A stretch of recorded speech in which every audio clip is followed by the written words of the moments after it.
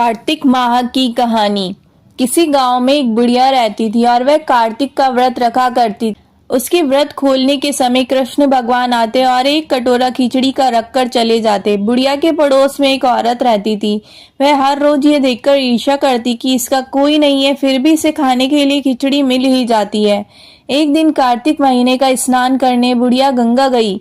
पीछे से कृष्ण भगवान उसका खिचड़ी का कटोरा रख गए। पड़ोसन ने जब खिचड़ी का कटोरा रखा देखा कि बुढ़िया तो नहीं है, तब वह कटोरा उठाकर घर के पिछवाड़े में फेंक आई। कार्तिक स्नान के बाद बुढ़िया घर आई तो उसे खिचड़ी का कटोरा नहीं मिला और वह भूखी ही रह गई।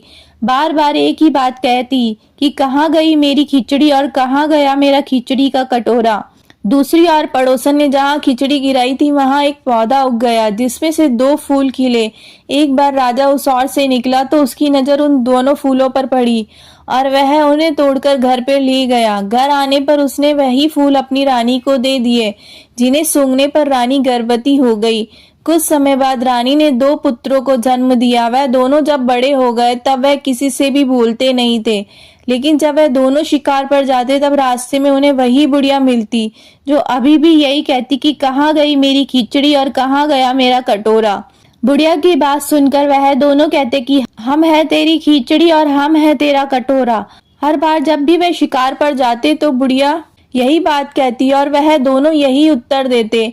एक बार राजा के कानों में यह बात पड़ गई। उसे आश्चर्य हुआ कि दोनों लड़के किसी से नहीं बोलते, तब ये बुढ़िया से कैसे बात करते हैं।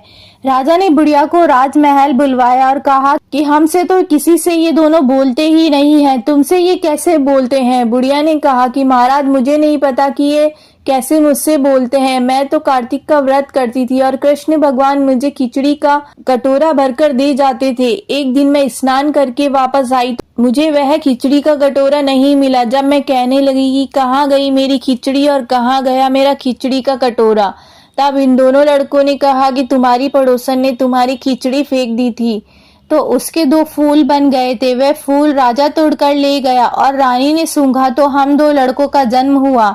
हमें भगवान ने ही तुम्हारे लिए भेजा है। सारी बात सुनकर राजा ने बुढ़िया को महल में ही रहने को कहा।